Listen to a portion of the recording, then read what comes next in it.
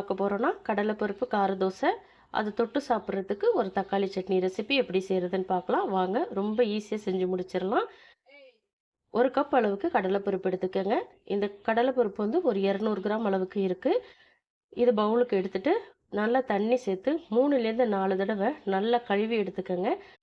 நீங்கள் பருப்பு கூட அரிசி சேர்க்கணும்னு நினச்சிங்கன்னா பருப்பு அளந்த அதே கிளாஸில் அரை கிளாஸ் அளவுக்கு பச்சரிசி எடுத்து அதையும் சேர்த்து கழுவிக்கங்க.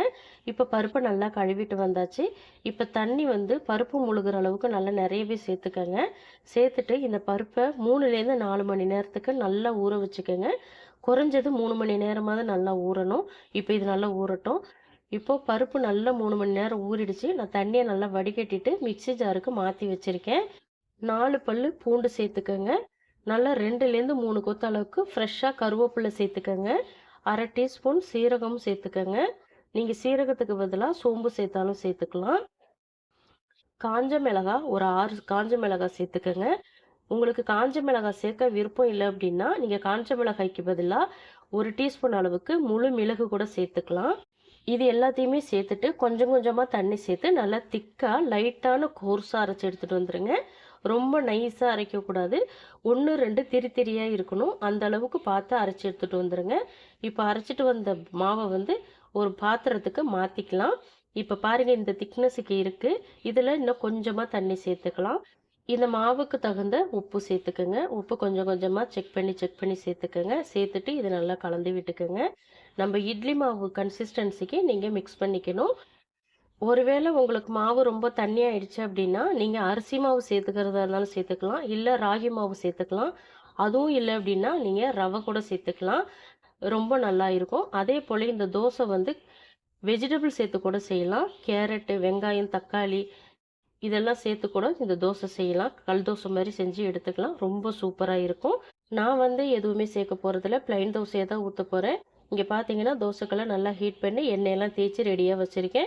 இதில் வந்து நல்ல பெரிய குழிக்கரண்டியில் ஒரு குழிக்கரண்டி மாவு எடுத்து சேர்த்துட்டு நல்லா திரட்டி விட்டுக்கலாம். உங்களுக்கு திக்காக வேணும்னாலும் திரட்டி விட்டுக்கலாம், தின்னாக வேணும்னாலும் திரட்டி விட்டுக்கலாம். உங்களுடைய விருப்பம் தான். ஆனால் ரெண்டுமே சூப்பராக வரும்.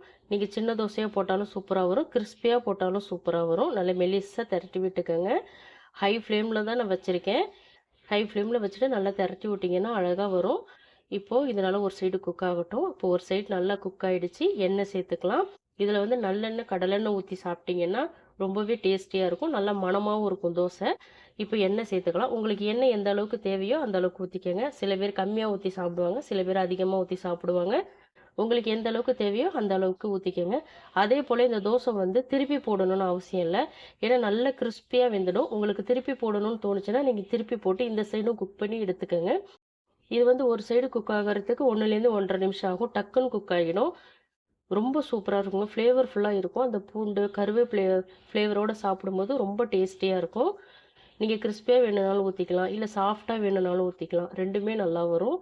அதே போல் பணியாரமாகவும் செஞ்சு சாப்பிட்லாம். பணியாரம் செஞ்சீங்க அப்படின்னா வெங்காயம், கேரட் இதெல்லாம் கட் பண்ணி போட்டு நீங்கள் பணியாரமாகவும் சுட்டு சாப்பிட்லாம். அவ்வளோதான், தோசை சூப்பராக ரெடி ஆகிடுச்சு. நிச்சயமாக உங்கள் வீட்டில் ட்ரை பண்ணி பாருங்கள். இப்போது இது தொட்டு சாப்பிட்றதுக்காக சட்னி ரெசிபி ரெடி பண்ணலாம் வாங்க. இந்த சட்னி ரெசிபி எல்லா வகையான டிஃபன் வெரைட்டிஸுக்குமே ரொம்பவே டேஸ்டியாக இருக்கும். உங்களுக்கு இந்த சட்னி ரெசிபி ஒருவேளை பிடிக்கல அப்படின்னா நம்ம சேனல்லே நிறைய நான் சட்னி ரெசிபி அப்லோட் பண்ணியிருக்கேன். அதில் போய் செக் பண்ணி பாருங்கள். உங்களுக்கு எந்த சட்னி ரெசிபி பிடிச்சிருக்கோ அதை ட்ரை பண்ணி பாருங்கள். இப்போ வாங்க சட்னி எப்படி செய்கிறதுன்னு பார்க்கலாம். இங்கே ஒரு பேன் ஹீட் பண்ணியிருக்கேன். இதில் 2 டேபிள் ஸ்பூன் எண்ணெய் சேர்த்துக்கோங்க. லோ ஃப்ளேமில் வச்சுக்கோங்க. எண்ணெய் லைட்டாக சூடானதும் 2 ஸ்பூன் வந்து கடலைப்பருப்பு சேர்த்துக்கோங்க.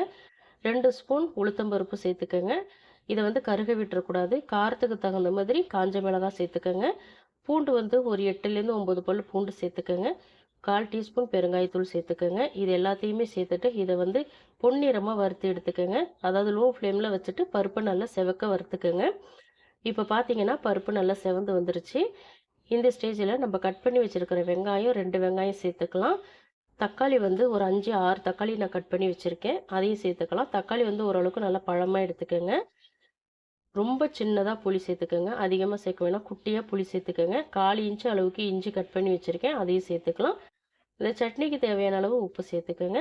சேர்த்துட்டு இது எல்லாத்தையுமே நல்லா வதக்கி விடுங்க. அந்த தக்காளியோட பச்சை வாசனையெல்லாம் போக நல்லா வதங்கி வரட்டும். அது வரைக்கும் நல்லா வதக்கிக்கோங்க. மீடியம் ஃப்ளேமில் வச்சுட்டு நல்லா வதக்கி விடுங்க. சீக்கிரமாக வதங்கிரும். இப்போ பார்த்தீங்கன்னா தக்காளி நல்லாவே வதங்கிருச்சு.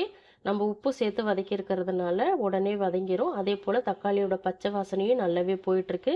இந்த ஸ்டேஜில் இதை நல்லா ஆற வச்சுட்டு ஒரு மிக்ஸி ஜாருக்கு மாற்றி தண்ணி எதுவுமே சேர்க்காம கொஞ்சம் கொரப்பாக அரைச்சி எடுத்துகிட்டு வந்துடுங்க. ரொம்ப நைஸாக அரைச்சிடாதீங்க. இப்போ சட்னி அரைச்சிட்டு வந்தாச்சு. இப்போ பவுலுக்கு மாற்றிக்கலாம். உங்களுக்கு திக்காக வேணும்னாலும் வச்சுக்கலாம், தண்ணியாக வேணும்னாலும் வச்சுக்கலாம். உங்களுடைய விருப்பம்தான்.